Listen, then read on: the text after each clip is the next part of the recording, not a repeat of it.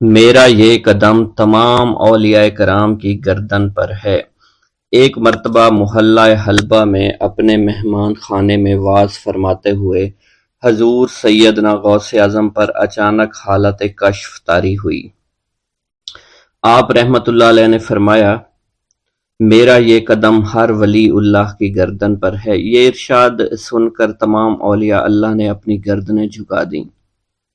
صلحائے امت نے اس کی توضیح فرمائی ہے کہ آپ رحمت اللہ علیہ کے عہد مبارک اور بعد میں قیامت تک آپ کی عطا کے بغیر ولی اللہ ولایت کے درجے پر فائز نہیں ہو سکتا۔ سلطان الہند حضرت خواجہ معین الدین چشتی المعروف خواجہ غریب نواز اس وقت خراسان کے پہاڑوں پر مجاہدات میں مشغول تھے۔ انہوں نے بھی حضور سیدنا غوث اعظم کا ارشاد گرامی سن کر اپنی گردن جھکا دی اور یوں عرض گزار ہوئے، آپ کے قدمین شریفین میرے سر اور میرے آنکھوں پر ہیں۔ حضور سیدنا غوث اعظم فرماتے ہیں کہ میں 10 برس کی عمر میں اپنے شہر کے مکتب میں حصول علم کے لیے جایا کرتا تھا۔ اس وقت میرے ساتھ ملائکہ بھی ہوتے تھے جو میرے آگے پیچھے میری حفاظت کے لیے چلتے تھے۔ جب میں مدرسہ پہنچتا تو یہ منادی کرتے تھے، اللہ کے ولی کے لیے جگہ خالی کر دو۔ چنانچہ وہ میرے لیے جگہ خالی کر دیتے تھے۔ ایک مرتبہ میں نے ایک ایسے شخص کو دیکھا جس نے فرشتوں کی آواز سن کر کہا، جس میں کوئی مزاحمت نہ ہوگی، کہ یہ ایک نہایت معزز گھرانے کا فرد ہے اور عن قریب اس کو وہ عظمت حاصل ہوگی جس میں کوئی مزاحمت نہ ہوگی، اور اس کو ایسا قرب نصیب ہوگا کہ اس کو کوئی فریب نہ دے سکے گا۔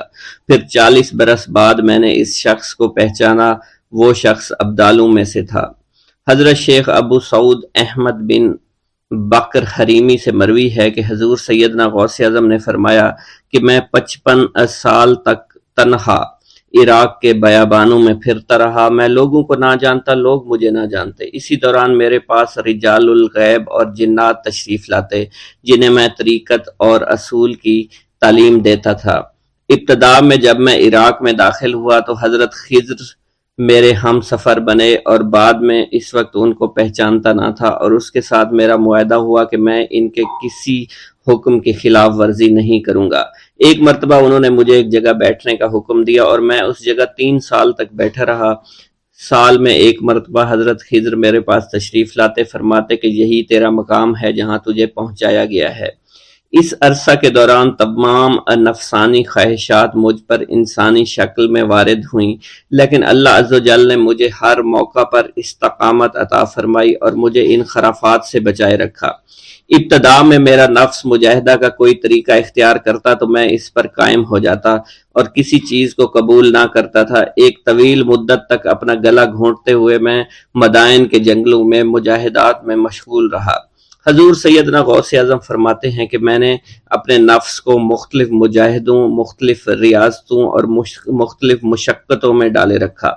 1 سال تک میں گری ہوئی چیزیں اٹھا کر کھاتا رہا، دوسرے سال پانی پر گزارا کیا، اور تیسرے سال نہ میں نے کچھ کھایا، نہ پیا اور نہ ہی سویا۔ ایک مرتبہ شدید سردی کی وجہ سے میں ایوان کسریٰ کے کھنڈرات میں سویا تو رات بھر میں 40 مرتبہ طبیعت خراب ہوئی۔ حضور سیدنا غوث اعظم فرماتے ہیں، ہر سال ایک بزرگ آتے اور وہ مجھے جبہ دے کر چلے جاتے۔ اسی طرح میں نے بے شمار طریقوں سے دنیا اور نفس سے چھٹکارا پانے کی کوشش کی۔ لوگ مجھے دیوانہ سمجھتے تھے۔ میں برہنہ جسم جنگلوں میں چلا جاتا اور کانٹوں پر لوٹتا شور مچاتا تھا۔ میرا تمام بدن سے خون جاری ہو جایا کرتا تھا اور لوگ مجھے اٹھا کر شفا خانے لے جایا کرتے، جہاں میری حالت مزید بگڑ جاتی۔ ایک وقت ایسا بھی آیا جب مجھ میں اور مردہ میں کوئی فرق نہ تھا۔ لوگ کفن لے کر آئے، غسال کو بلوایا کہ وہ مجھے غسل دے دیں۔ ابھی انہوں نے مجھے غسل دینے کے لیے تختہ پر ڈالا ہی تھا کہ میری حالت درست ہو گئی۔ میں اٹھ کھڑا ہوا۔ طریقت کی ان پرخطر راہوں میں نہ تو میں کبھی خوف زدہ ہوا اور نہ کبھی میرا نفس مجھ پر غلبہ پا سکا، اور نہ ہی دنیا کی آرائش مجھے حیران کر سکی۔ حضور سیدنا غوث اعظم فرماتے ہیں، شیطان نے میرے گرد بے شمار جال بچھائے۔ جب میں نے اس سے کہا کہ یہ کیا ہے تو اس نے کہا، یہ دنیاوی چیزیں ہیں اور میں ان جالوں سے تم جیسوں کو شکار کرتا ہوں۔ میں نے 1 سال تک شیطان کا مقابلہ کیا، اس کے بچھائے ہوئے تمام جالوں کو ختم کر دیا۔ اس کے بعد میرے سینے کو کھول دیا گیا اور مجھ پر بے شمار خلائق ظاہر ہوئے۔ حضور سیدنا غوث اعظم فرماتے ہیں میں نے دریافت کیا کہ یہ اللہ کیسے ہیں؟ جواب ملا کہ یہ خلق کے اسباب ہیں جو تم سے ملے ہوئے ہیں۔ میں سال بھر ان کی جانب متوجہ رہا یہاں تک کہ وہ مجھ سے جدا ہو گئے۔ جب مجھ پر میرا باطن ظاہر کیا گیا تو میں نے اپنے قلب کو بہت سے علائق سے ملوث پایا۔ میں نے دریافت کیا کہ یہ علائق کیا ہیں؟ جواب ملا یہ تمہارے ارادے، تمہارے اختیارات ہیں۔ چنانچہ 1 سال تک ان کی جانب متوجہ رہا کہ وہ مجھ سے دور ہو گئے۔ میرا قلب ان تمام غلاظتوں سے نجات پا گیا۔ پھر مجھ پر میرے نفس کو ظاہر کیا گیا، میں نے اس کا مشاہدہ کیا، مجھے معلوم ہوا اس کے ساتھ کچھ امراض اور بھی ہیں اور نفس کی خواہشات زندہ ہیں، نفس کا شیطان سرکش ہے۔ چنانچہ میں نے سال بھر پھر توجہ دلائی اور میرے نفس کے تمام امراض سرے سے ہی ختم ہو گئے اور اس کے شیطان نے کلمہ پڑھ لیا اور پھر میرے تمام امور اللہ کے لیے ہو گئے اور میں اپنی ہستی سے باہر نکل آیا۔ حضور سیدنا غوث اعظم فرماتے ہیں پھر میں توکل کے دروازے پر آیا تاکہ میرا مقصد پورا ہو، لیکن جب میں نے توکل کے دروازے پر پہنچا تو بے شمار لوگ موجود تھے۔ میں اس ہجوم کو چیرتا ہوا آگے بڑھا اور شکر کے دروازے پر پہنچ گیا، یہاں پر بھی لوگوں کا جمع غفیر موجود تھا، اس سے بھی چیرتا ہوا آگے بڑھا اور مشاہدہ کے دروازے پر پہنچ گیا اور یہاں پر موجود ہجوم کو چیرتا ہوا اندر داخل ہوا، حتیٰ کہ سب سے آخر میں مجھے فقر کے دروازے پر لایا گیا۔ فقر کا دروازہ خالی تھا۔ جب اس دروازہ میں داخل ہوا تو دیکھا جن جن چیزوں کو میں نے ترک کیا تھا وہ سب یہاں موجود تھیں۔ یہاں مجھے ایک بہت بڑے روحانی خزانے کی فتوحات سے نوازا گیا اور میرے لیے تمام دنیا کے خزانے کھول دیے گئے۔ مجھے روحانی عزت، دائمی فنا اور خالص آزادی عطا فرمائی گئی۔ میری تمام چیزیں جو میری ہستی اور میری صفات سب معدوم ہو گئیں اور میری ہستی کی جگہ کسی اور نے لے لی۔ حضرت شیخ ابو سعید مخزومی نے حضور سیدنا غوث اعظم کو خرقہ خلافت سے نوازا اور فرمایا اے عبد القادر، یہ وہ خرقہ ہے جو حضور نبی کریم صلی اللہ علیہ وسلم نے حضرت سیدنا علی المرتضیٰ کو عطا فرمایا، اور حضرت سیدنا علی المرتضیٰ نے یہ خرقہ حضرت خواجہ حسن بصری کو عطا فرمایا تھا، جس سے ہوتا ہوا یہ خرقہ مجھ تک پہنچا، اور یہ تمہاری امانت تھی جو میں نے تم تک آج پہنچا دی ہے۔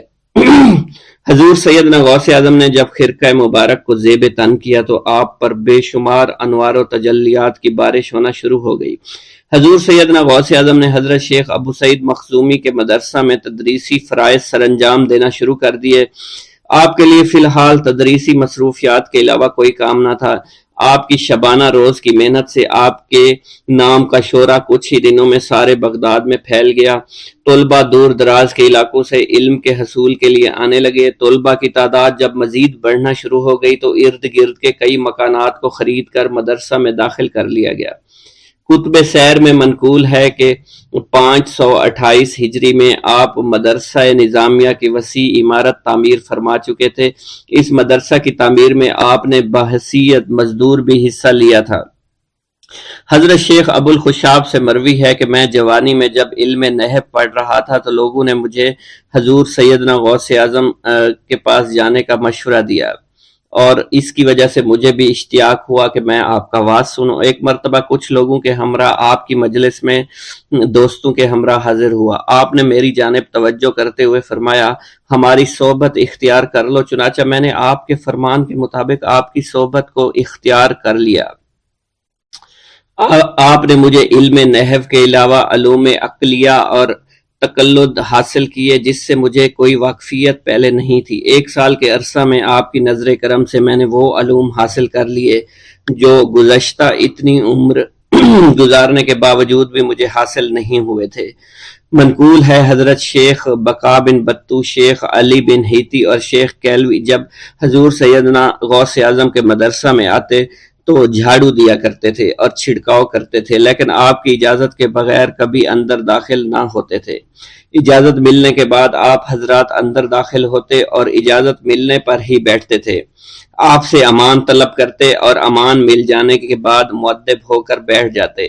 جس وقت آپ کہیں جانے کا ارادہ کرتے تو یہ حضرات سواری کے ہمراہ چلتے۔ آپ انہیں اس فعل سے منع فرمایا کرتے تھے اور کہتے تھے کہ ہمیں آپ کے ذریعے قرب الہی حاصل ہوا ہے۔ حضرت شیخ محمد قائل الادنیٰ سے مروی ہے کہ ایک مرتبہ حضور سیدنا غوث اعظم سے دریافت کیا گیا کہ آپ کی بزرگی اور عظمت کا راز کیا ہے؟ آپ نے فرمایا کہ میں کبھی جھوٹ نہیں بولتا اور کبھی کسی سے کذب بیانی نہیں کرتا۔ ایک گاؤں کے بارے میں کہا جاتا تھا کہ جہاں قدرت کی بے پناہ نعمتیں تھیں، اللہ پاک نے وہاں کے لوگوں کو مالا مال کیا ہوا تھا۔ ایسی نعمتیں کہ جن نعمتوں کو دیکھ کر انسان اکثر مغرور ہو جایا کرتے ہیں، مگر وہاں پر کچھ مسلمان تھے، اور سب سے بڑی اور بری بات یہ تھی کہ وہاں کے تمام لوگ کافر تھے۔ وہ کفار اپنی دولت پر بہت فخر کیا کرتے تھے، کیونکہ ان میں ہر ایک انسان بہت دولت مند تھا، ہر ایک کے پاس بے بہا پیسے تھے، کسی کو پیسوں کی کمی نہیں تھی۔ وہاں کے سردار کی ایک اکلوتی بیٹی تھی جس کو سردار بے پناہ پیار کرتا تھا۔ اس سردار کی بیٹی بے پناہ مغرور، ظالم، گھمنڈی تھی۔ وہاں پر غریب لوگ صرف مسلمان ہی تھے، تمام کافر ایک دوسرے کی مدد کیا کرتے تھے، لیکن مسلمانوں کی مدد کرنے والا وہاں پر کوئی نہ تھا۔ وہاں پر انہیں کوئی دیکھنے والا نہ تھا۔ سردار کی بیٹی کو کالے جادو میں خوب مہارت حاصل تھی، اور وہ جادو کی وجہ سے وہاں پر رہنے والے غریبوں پر بہت ظلم کیا کرتی تھی۔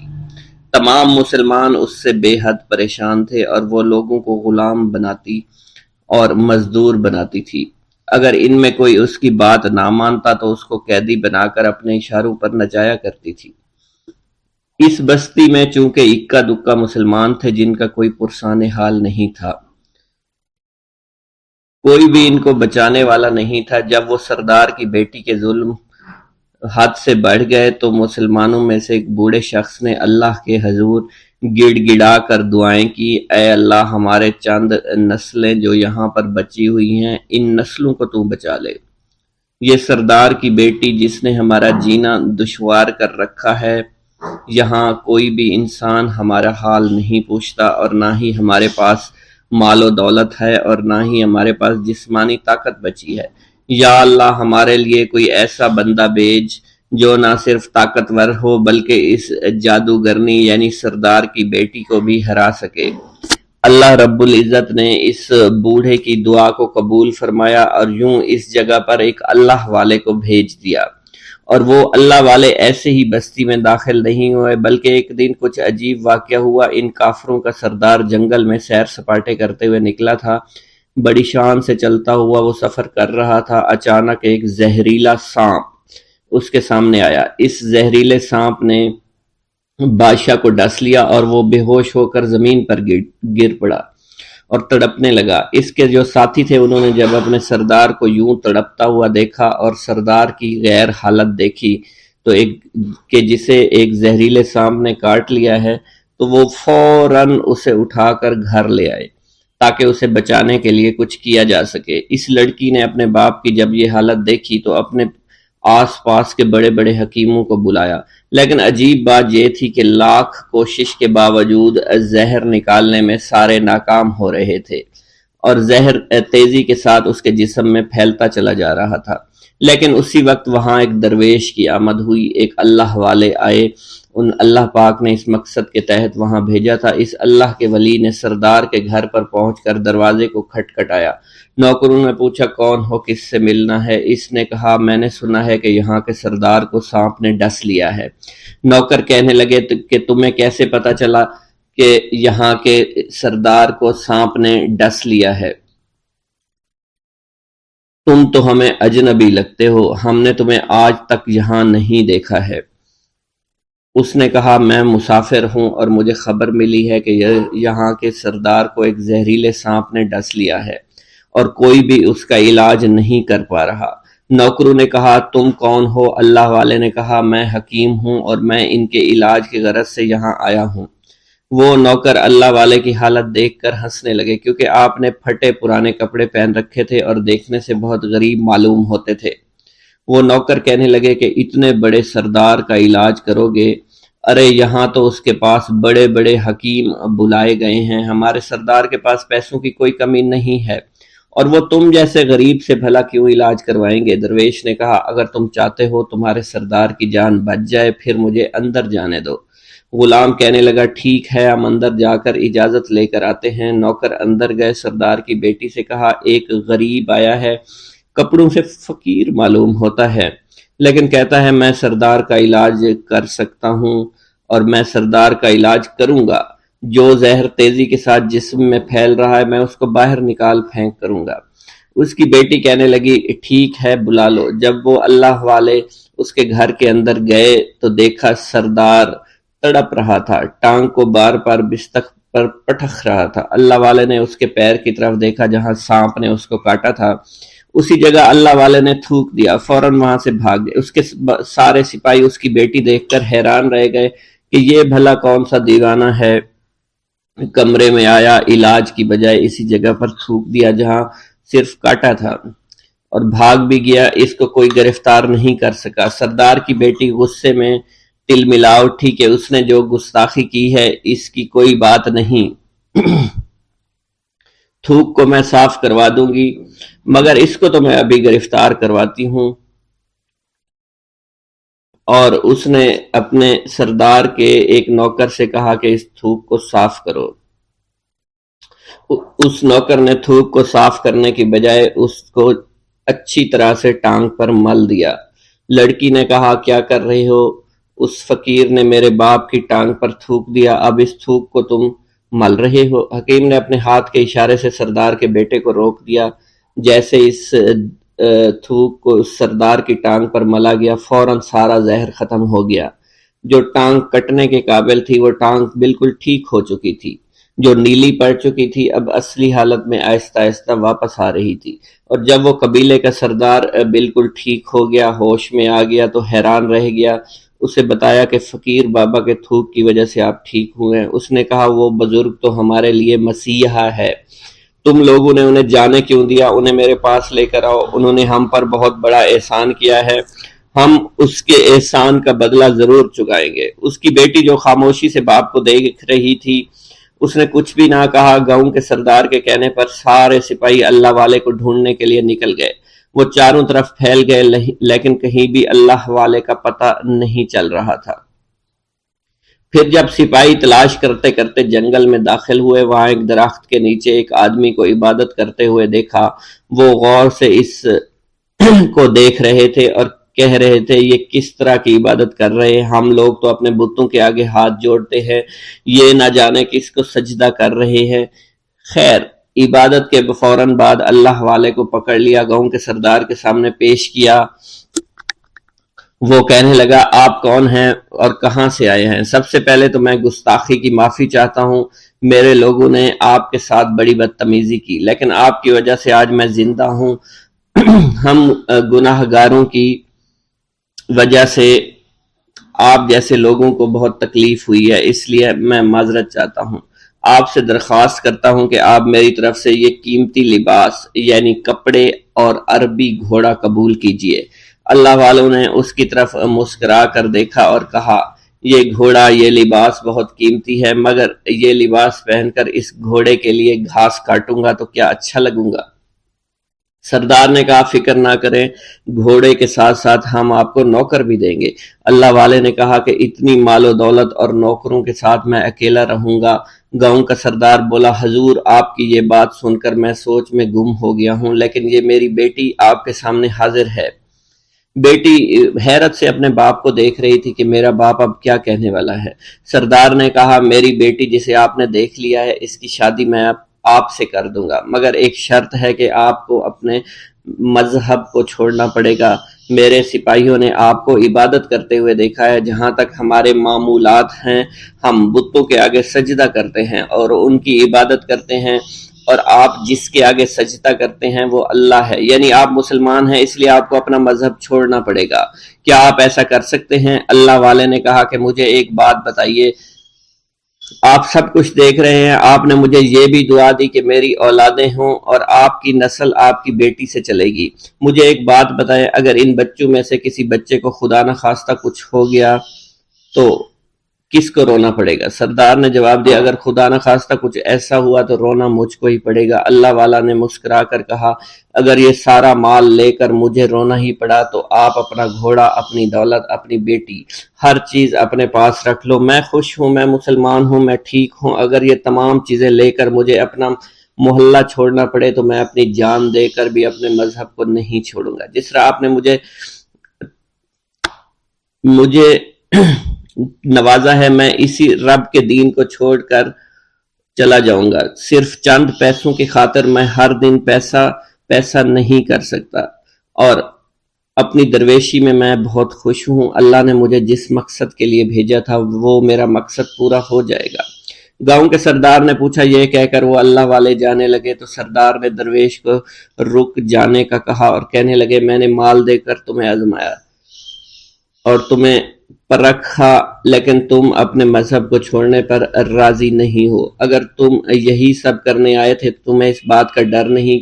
کیا تم نہیں جانتے ہم کتنے طاقتور ہیں، اور میری بیٹی اپنے عمل میں اتنی ماہر ہے کہ تمہیں یہاں کھڑے کھڑے ابھی جنگلی جانور بنا سکتی ہے۔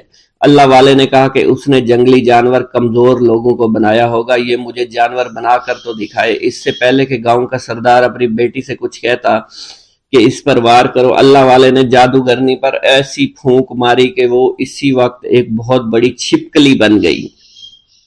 وہ کچھ بھی نہیں کر پا رہی تھی، وہ چھپکلی اتنی بڑی تھی کہ وہاں پر جتنے بھی انسان کھڑے تھے ان سب میں سب سے زیادہ اونچا اس کا قد تھا۔ وہ چھپکلی اللہ والے کے پاس آئی، اپنا زہر اس پر اگلنا چاہتی تھی کہ اسی وقت اس نے اس کے منہ پر تھوک دیا۔ تھوکنے کی دیر تھی، وہ چھپکلی جلنے لگی اور جس سے گرمی کی وجہ سے اس کا چہرہ پگھل رہا تھا، اس کا چہرہ جل کر کالا ہو چکا تھا۔ وہ مرنے والی تھی کہ سردار دوڑتا ہوا قدموں میں آ کر گر پڑا اور معافی مانگنے لگا اور کہنے لگا حضور اس گستاخی کے لیے میں معذرت خواہ ہوں، آپ مجھے معاف کر دو، میں نے سچ میں آپ کو بہت کمزور سمجھا تھا، آپ کو آپ کا مذہب سے ہٹانا چاہا تھا۔ اگر میری بیٹی ٹھیک ہو جائے تو میں سچ کہتا ہوں یہاں پر جتنے لوگ ہیں ہم پوری کی پوری بستی مسلمان ہو جائیں گے۔ اللہ والے نے کہا کہ ہم تمہیں اپنے دین میں شامل کرنے کے لیے یہ سب نہیں کر رہے، بلکہ تم لوگ مسلمان بھائیوں پر جو ظلم کرتے ہو وہ ظلم کو ختم کرنے کے لیے ہم یہاں آئے ہیں۔ ہمارے دین میں جبر اور ظلم نہیں۔ اگر تمہارے بیٹی سے انسان بن کر سدھر جاتی ہے تو اس کو اس کی اصلی حالت میں لانے کے لیے میں خود کو اللہ کی بارگاہ میں پیش کروں گا اور دعا کروں گا۔ سردار کہنے لگا کہ ہاں میری بیٹی اصلی حالت میں اگر آ جائے تو پھر ہم کسی پر ظلم و ستم نہیں کریں گے، اور میں دل سے اپنی بیٹی کے لیے معافی چاہتا ہوں۔ آج سے یہ کوئی بھی جادو ٹونا اور مسلمانوں کو تنگ نہیں کرے گی اور نہ ہی کسی مسلمان پر یہ ظلم اور جبر کرے گی، بس آپ اسے دوبارہ سے انسان بنا دے۔ اللہ والا نے چھپکلی پر دوبارہ سے پھونک ماری تو پھر سے انسان بن گئی اور اللہ والے کے قدموں سے وہ لپٹ گئی، کہنے لگی مجھے معاف کر دیجئے، مجھے معاف کر دیجئے، میں نے اپنے آپ کو بہت طاقتور سمجھا۔ اس لڑکی کا آدھا چہرہ جل چکا تھا اور کالا ہو چکا تھا۔ وہ کہنے لگی کہ آج اپنے باپ کے ساتھ میں آپ کے دست مبارک پر مسلمان ہونا چاہتی ہوں۔ میں وعدہ کرتی ہوں کہ آج سے اس بستی پر کوئی بھی کافر کسی مسلمان کے ساتھ بدتمیزی نہیں کرے گا، زیادتی نہیں کرے گا، ظلم اور جبر نہیں کرے گا، بلکہ ہم سب یہاں مل جل کر رہیں گے اور بھائی چارے کے ساتھ رہیں گے۔ ہم سب مسلمان ہو جائیں گے اور پھر یوں اللہ والے کے ہاتھوں پوری بستی کا سردار اور اس کی بیٹی نے اسلام قبول کر لیا، اور سردار نے اللہ والے سے اپنی بیٹی کا نکاح کر دیا، اور پھر اس بستی میں ہمیشہ کے لیے امن و امان قائم ہو گیا۔ خطبہ کا آغاز حمد و ثنا سے کیا کرتے تھے۔ حضور سیدنا غوث اعظم کے صاحبزادے حضرت شیخ سید عبد الرحمن فرماتے ہیں کہ والد بزرگوار اپنے وعظ کے دوران الحمدللہ رب العالمین کہہ کر خاموش ہو جاتے اور دوبارہ کہہ کر سکوت فرماتے تھے، اور تیسری مرتبہ کہنے کے بعد کچھ دیر توقف فرماتے، اور آپ کی محفل میں تمام اولیاء حاضر و ناظر اور خاموش ہو جایا کرتے تھے۔ پھر آپ کی محفل میں اولیاء ملائکہ ایک کثیر تعداد میں آ جاتے جو محفل کے بعد نظر نہیں آیا کرتے تھے۔ آپ اپنے خطاب کو یوں شروع فرماتے، تمام تعریفیں اللہ کے لیے ہیں، اس کی مخلوق کی تعداد اس کے عرش کے وزن کے مطابق، اور بے حد تعریفیں جس سے اس کی ذات راضی ہو جائے، اس کے کلمات کی روشنی کے مطابق، اس کے علم کے مطابق، اس کی مرضی اور منشا کے مطابق، اور اس کی مخلوق کے مطابق جسے اس نے پیدا کیا، وہی عالم الغیب ہے، رحمان و رحیم ہے۔ میں گواہی دیتا ہوں اس کے سوا کوئی عبادت کے لائق ہی نہیں ہے، اور تمام کائنات اس کی تخلیق ہیں، تمام تعریفیں اسی کے لیے ہیں۔ وہ زندہ ہے، ہمیشہ زندہ رہے گا، اسے موت نہیں آتی بلکہ وہ مارتا ہے۔ تمام بھلائیاں اسی کے لیے ہیں، اور واحد ہے، یکتا ہے، کوئی شریک نہیں ہے، کوئی وزیر نہیں ہے۔ اس نے نہ کسی کو جنا ہے اور نہ ہی اسے کسی نے جنا ہے، وہ بلند و بالا ہے، اس جیسا کوئی نہیں۔ میں اس کی گواہی دیتا ہوں، حضور نبی کریم صلی اللہ علیہ وآلہ وسلم اللہ کے رسول، اللہ کے پیغمبر ہیں، وہ تمام مخلوقات سے افضل ہیں۔ اللہ عز و جل نے ان کی ہدایت دے کر ان کو بھیجا تاکہ وہ دین اسلام کو تمام ادیان پر بلند کریں، خواہ مشرکین اس کو برا سمجھیں۔ اللہ راضی ہو خلیفہ اول حضرت سیدنا ابو بکر صدیق سے، جن کی تائید حق کے ساتھ تھی، جن کو حضور نبی کریم نے عقیق کا لقب دیا، جو پاک تھے، پاکیزہ نسل سے تعلق رکھتے تھے، جنہوں نے ہر موقع پر حضور نبی کریم صلی اللہ علیہ وسلم کی حمایت کی اور ان کی تصدیق فرمائی، اور اب بھی نبی کریم کے ہمراہ ابدی آرام فرما رہے ہیں۔ اللہ راضی ہو خلیفہ دوم حضرت سیدنا عمر فاروق رضی اللہ تعالی عنہ سے، جنہوں نے عمل کثیر کیے، جنہوں نے حق کو بلند کیا، جنہوں نے فیصلے کے لیے جن کو منتخب کیا گیا، جنہوں نے ہمیشہ حق بات کا ساتھ دیا، اور وہ بھی حضور نبی کریم صلی اللہ علیہ وسلم کے ہمراہ ابدی آرام گاہ میں آج بھی موجود ہیں۔ اللہ راضی و خلیفہ سوم حضرت سیدنا عثمان غنی رضی اللہ تعالی عنہ سے، جنہوں نے اپنے مال سے مسلمانوں کی امداد کی، قرآن مجید کی ترتیب و اشاعت احسن طریقے سے فرمائی، جنہوں نے امامت اور کرت سے محراب کو، منبر کو مزین کیا، اور جو افضل الشہداء ہیں اور فرشتے بھی ان سے حیا کرتے ہیں۔ اللہ راضی ہو خلیفہ چہارم حضرت سیدنا علی المرتضیٰ سے، جو شجاعت و جواں مردی میں بے مثل ہیں، حضور نبی کریم صلی اللہ علیہ وسلم کے چچا زاد بھائی اور داماد ہیں۔ آپ دین اسلام کے امام و عالم ہیں، اور جن کے لیے حضور نبی کریم صلی اللہ علیہ وسلم نے فرمایا کہ میں تم پر فدا ہو جاؤں۔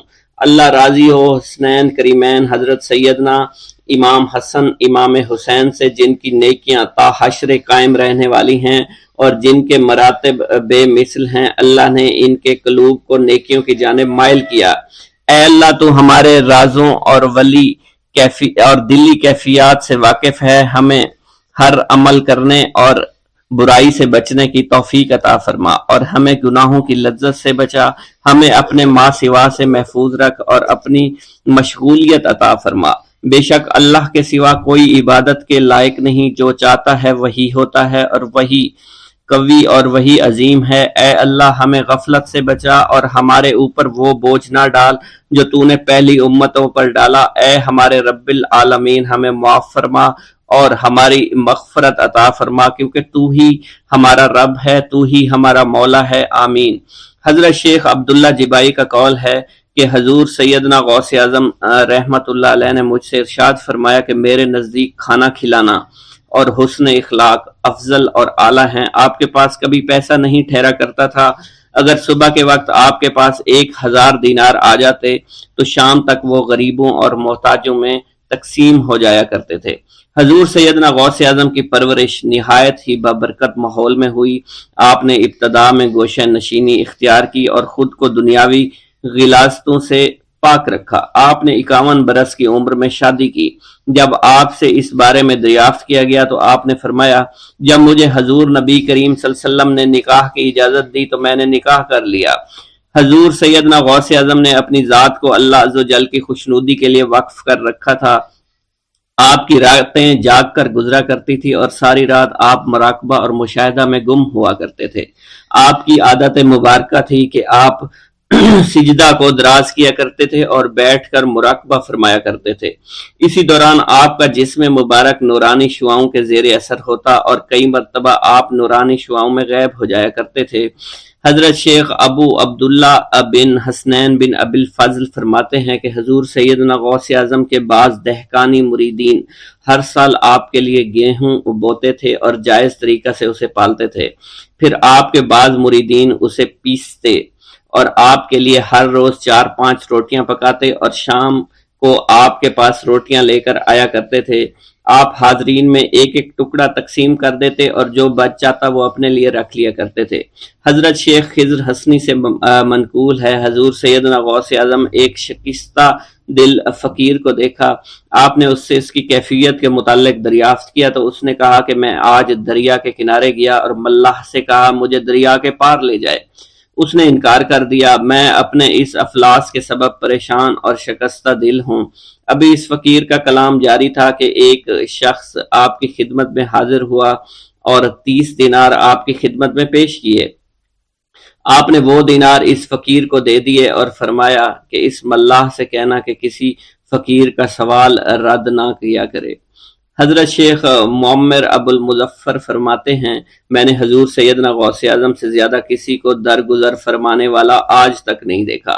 آپ کی عطا کا یہ علم تھا، ایک محفل میں 400 لوگوں کو ولایت کے مقام اعلیٰ تک پہنچا دیا کرتے تھے، بھوکوں کو کھانا کھلانا، بیواؤں کی حاجت روائی کرنا آپ کا معمول تھا۔ جب کسی بیمار کے متعلق سنتے تو فوراً اس کی عیادت کے لیے تشریف لے جایا کرتے تھے۔ فقراء کو آپ رحمت اللہ علیہ کے در سے بغیر سوال کیے عطا ہو جایا کرتا تھا۔ حضور سیدنا غوث اعظم نے فرمایا کہ مخلوق سے کنارہ کشی سے پہلے علم حاصل کرو، کیونکہ جو شخص علم کے بغیر عبادت کرتا ہے وہ اصلاح سے زیادہ فساد میں مبتلا ہو جاتا ہے۔ تمہیں چاہیے کہ شمع شریعت اپنے ہمراہ لے کر علم کی روشنی میں علم عمل کرو، پھر اللہ تعالیٰ تمہیں علم لدنی کا وارث بنا دے گا جس سے تم ناواقف ہو۔ تمہیں چاہیے کہ تمام اسباب و ذرائع سے تعلق منقطع کر کے رشتہ داروں اور احباب سے جدائی اختیار کرو تاکہ تم اپنے زہد کی وجہ سے اپنی قوت باطنی اور اپنے حسن ادب کا مشاہدہ کر سکو۔ خدا کے علاوہ تمام عالم و اسباب سے اس خوف سے منقطع ہو جاؤ تاکہ تمہاری شمع معرفت نہ بجھ جائے، اور جب تم 40 دن اپنے رب کے لیے مخصوص کر دو گے تو تمہارے قلب سے حکمت کے چشمے جاری ہو جائیں گے اور تم معرفت الہی کی تپش کا مشاہدہ کرنے لگے گے جس کو حضرت موسیٰ علیہ السلام نے اپنے شجر قلب پر محسوس کیا تھا۔ اس کیفیت کے بعد تم اپنے نفس و خواہش، اپنے شیطان سے، اپنی طبیعت اور اپنے وجود سے کہو گے کہ ٹھہر جا، میں نے اس آگ کا مشاہدہ کر لیا ہے جو قلب موسیٰ علیہ السلام پر روشن ہوئی تھی۔ اس کے بعد تمہارے قلب میں باطن سے یہ آواز آنے لگے گی کہ میں ہی تمہارا رب ہوں، میری ہی عبادت کرو، میرے غیر کی اطاعت سے گریزاں ہو جاؤ، میرے سوا کسی سے تعلق مت رکھو، میری معرفت حاصل کر کے میرے غیر کو فراموش کرو، غیر سے اعراض کر کے میرے علم، میرے قرب، میرے ملک اور میری سلطنت کی جانب متوجہ رہو۔ جب تمہیں بقا الہی حاصل ہو جائے تو تمہاری زبان پر اندہ جاری ہو جائے گا اور تمام حجابات رفع ہو کر قلب سے کدورت زائل ہو جائے گی اور نفس کو مکمل سکون حاصل ہو جائے گا۔ پھر جب اس کے الطاف غالب ہو جائیں گے تو تمہیں خطاب کیا جائے گا، اے قلب، فرعون نفس کی طرف توجہ کر اور اس کو راہ ہدایت پر چلاتا ہوا میری جانب آ لے اور اس سے کہہ دے کہ میرا ہی اتباع کریں، پھر انہیں رشد کے راستے پر ہدایت کر کے اس سے تعلق قائم کر اور اس کے بعد پھر قطع تعلق کر کے دوبارہ استوار کر لے اور اسی طرح سے کرتا رہے۔ حضرت شیخ معمر سے منقول ہے، فرماتے ہیں ایک مرتبہ میں حضور سیدنا غوث اعظم شیخ عبد القادر جیلانی رحمت اللہ علیہ کی خدمت میں حاضر تھا۔ آپ بیٹھے کچھ لکھ رہے تھے، اسی دوران چھت سے 3 مرتبہ مٹی گری، چوتھی مرتبہ ایسا ہوا آپ نے جلال میں آ کر اس جگہ دیکھا جہاں سے مٹی گر رہی تھی۔ اسی دوران ایک چوہا اس جگہ سے نیچے گرا اور مر گیا۔ یہ چوہا ہی وہاں سے مٹی کھود رہا تھا۔ حضرت شیخ عمر بن مسعود بزاز فرماتے ہیں حضور سیدنا غوث اعظم وضو فرما رہے تھے، اسی دوران ایک چڑیا نے آپ کی قمیض پر بیٹ کر دی۔ آپ نے جلالی نظروں سے چڑیا کو دیکھا، وہ چڑیا اسی وقت نیچے گری مر گئی۔ آپ نے وضو سے فارغ ہونے کے بعد قمیض کے اس حصے کو دھویا اور پھر اپنی قمیض مبارک اتار کر مجھے دی اور فرمایا اس کو فروخت کر کے اس کی رقم کو خیرات کر دو، یہ اس کا بدلہ ہے۔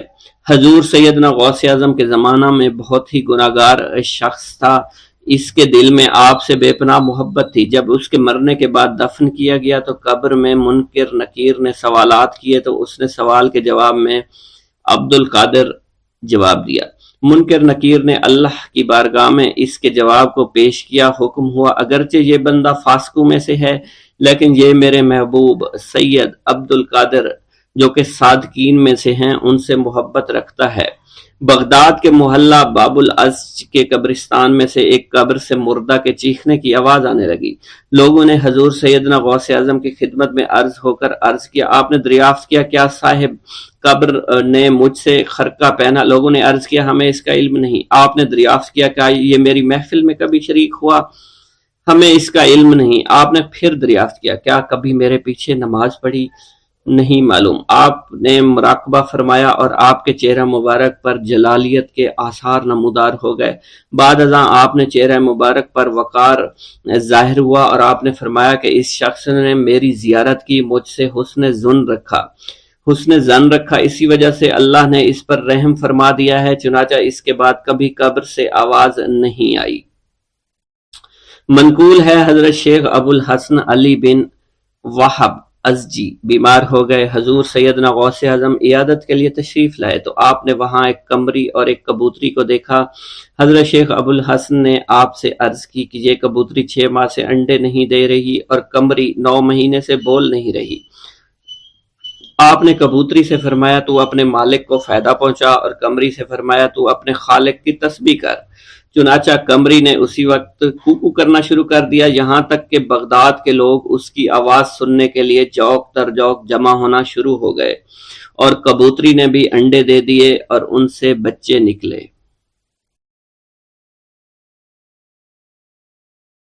بسم اللہ الرحمن الرحیم۔ السلام علیکم۔ حضور سیدنا غوث اعظم فرماتے ہیں میں 10 برس کی عمر میں اپنے شہر کے مکتب میں حصول علم کے لیے جایا کرتا تھا۔ اس وقت میرے ساتھ ملائکہ بھی ہوتے تھے جو میرے آگے پیچھے میری حفاظت کی غرض سے چلتے تھے۔ جب میں مدرسہ پہنچتا تھا تو وہ بار بار منادی کرتے تھے اللہ کے ولی کے لیے جگہ خالی کر دو، چنانچہ وہ میرے لیے جگہ خالی کر دیتے تھے۔ ایک مرتبہ میں نے ایک ایسے شخص کو دیکھا جس نے فرشتوں کی آواز سن کر کہا کہ یہ نہایت معزز گھرانے کا فرد ہے اور ان قریب اس کو وہ عظمت اور بزرگی حاصل ہوگی جس میں کوئی مزاحمت نہ ہوگی، اس کو ایسا قرب نصیب ہوگا کہ اس کو کوئی فریب نہ دے سکے گا۔ پھر 40 برس بعد میں نے اس شخص کو پہچانا، وہ شخص ابدالوں میں سے تھا۔ حضرت شیخ ابو سعود احمد بن ابی بکر سے مروی ہے حضور سیدنا غوث اعظم نے فرمایا میں 25 سال تک تنہا عراق کے بیابانوں میں پھرتا رہا۔ میں لوگوں کو نہ جانتا تھا، لوگ مجھے نہیں جانتے تھے۔ اسی دوران میرے پاس رجال الغیب اور جنات تشریف لائے جنہیں میں طریقت اور رسول اللہ کی تعلیم دیا کرتا تھا۔ ابتدا میں جب میں عراق میں داخل ہوا تو حضرت خضر میرے ہم سفر تھے اور میں انہیں اس وقت سے پہچانتا نہیں تھا۔ ان کے ساتھ میرا معاہدہ ہوا کہ میں ان کے کسی حکم کی خلاف ورزی نہیں کروں گا۔ ایک مرتبہ انہوں نے مجھے ایک جگہ بیٹھنے کا حکم دیا، میں اسی جگہ 3 سال بیٹھا رہا۔ سال میں ایک مرتبہ حضرت خضر میرے پاس تشریف لاتے اور فرماتے یہی تیرا مقام ہے جہاں تجھے پہنچایا گیا ہے۔ اس عرصہ کے دوران تمام نفسانی خواہشات مجھ پر انسانی شکل میں وارد ہوئیں، لیکن اللہ نے مجھے ہر موقع پر استقامت عطا فرمائی اور مجھے ان خرافات سے بچائے رکھا۔ ابتدا میں میرا نفس مجاہدہ کا کوئی طریقہ اختیار کرتا تو میں اس پر قائم ہو جایا کرتا تھا اور کسی چیز کو قبول نہیں کرتا تھا۔ ایک طویل مدت تک اپنا گلا گھونٹتے ہوئے میں نے مدائن کے جنگلوں میں مجاہدات میں مشغول رہا۔ حضور سیدنا غوث اعظم فرماتے ہیں میں نے اپنے نفس کو مختلف مجاہدوں اور ریاستوں اور مشقتوں میں ڈالے رکھا۔ 1 سال تک میں گری ہوئی چیزیں اٹھا کر کھاتا رہا، اسی دوسرے سال میں صرف پانی پر گزارا کرتا رہا، اور تیسرے سال میں نے کچھ نہ کھایا اور نہ پیا نہ ہی سویا۔ ایک مرتبہ شدید سردی کی وجہ سے میں ایوان کسریٰ کے کھنڈرات میں سویا تو رات بھر میں 40 مرتبہ احتلام ہوا۔ میں نے ہر مرتبہ دریائے دجلہ پر جا کر غسل فرمایا، پھر نیند کے خوف سے محل کے اوپر ایک ویران جگہ پر چڑھ گیا اور وہاں 2 سال تک قیام کیا، حتیٰ کہ سردی کے سوا کوئی شے کھانے کو میسر نہیں تھی۔ حضور سیدنا غوث اعظم فرماتے ہیں، ہر سال ایک بزرگ آتے اور وہ مجھے اونی جبہ دے کر چلے جاتے۔ اسی طرح میں نے بے شمار طریقوں سے دنیا اور نفس سے چھٹکارا حاصل کرنے کی کوشش کی۔ لوگ مجھے دیوانہ سمجھتے تھے، میں برہنہ جسم جنگلوں میں چلا جاتا، کانٹوں پر لوٹا شور مچایا کرتا، میرے تمام بدن سے خون جاری ہو جایا کرتا۔ لوگ مجھے اٹھا کر شفا خانے لے جایا کرتے جہاں میری حالت مزید بگڑ جایا کرتی۔ ایک وقت ایسا آیا جب مجھ میں اور مردہ میں کوئی فرق نہ تھا۔ لوگ کفن لے آئے اور غسال کو بلوایا کہ وہ مجھے غسل دے۔ ابھی انہوں نے مجھے غسل دینے کے لیے ایک تختہ پر لٹایا، میری حالت درست ہو گئی، میں اٹھ کھڑا ہوا۔ طریقت کی ان پرخطر راہوں میں نہ تو میں کبھی خوف زدہ ہوا، نہ کبھی میرا نفس مجھ پر غالب پا سکا، اور نہ ہی دنیا کی آسائش مجھے حیران کر سکی۔ حضور سید غوث اعظم فرماتے ہیں، شیطان نے میرے گرد بے شمار جال بچھائے۔ جب میں نے ان سے کہا یہ کیا ہے، اس نے کہا یہ دنیاوی آلائشیں ہیں، اور میں ان جالوں میں سے تم لوگوں کا شکار کیا کرتا ہوں۔ میں نے 1 سال تک شیطان کا مقابلہ کیا، اس کے بچھائے ہوئے تمام جالوں کو ختم کیا۔ اس کے بعد میرے سینے کو کھول دیا گیا اور مجھ پر بے شمار خلائق ظاہر ہوئے۔ حضور سیدنا غوث اعظم فرماتے ہیں، میں نے دریافت کیا کہ یہ اللہ کیسے ہے؟ جواب ملا، یہ خلق کے اسباب ہیں جو تم سے ملے ہوئے ہیں۔ میں سال بھر ان کی جانب متوجہ رہا، یہاں تک کہ وہ مجھ سے جدا ہو گئے۔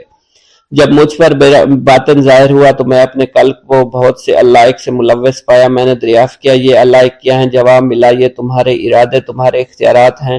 چنانچہ 1 سال تک ان کی جانب متوجہ رہا، یہاں تک کہ وہ سب علائق مجھ سے دور ہو گئے اور میرا قلب ان اغلاستوں سے نجات پا گیا۔ حضور سیدنا غوث اعظم فرماتے ہیں، پھر میں نے توکل کے دروازے پر آیا، میرا مقصد پورا ہو، لیکن جب میں توکل کے دروازے پر پہنچا بے شمار لوگ وہاں موجود تھے۔ میں ہجوم کو چیرتا بڑھا اور شکر کے دروازے پر پہنچ گیا، یہاں بھی لوگوں کا جمع غفیر موجود تھا، اسے بھی چیرتا آگے بڑھا اور مشاہدہ کے دروازے پر پہنچ گیا، یہاں پر موجود ہجوم کو بھی چیرتا ہوا اندر داخل ہوا، حتیٰ کہ سب سے آخر میں مجھے فقر کے دروازے پر لا دیا گیا۔